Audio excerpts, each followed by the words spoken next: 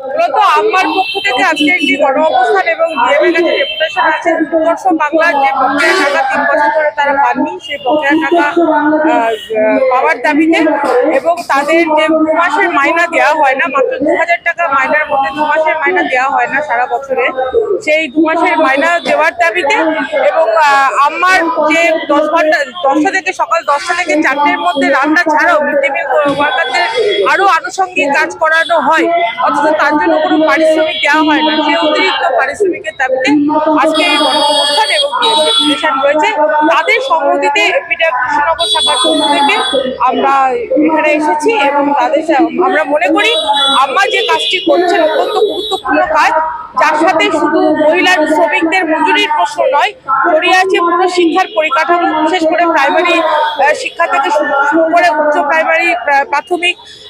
শিক্ষার ক্ষেত্রে যে অধিকার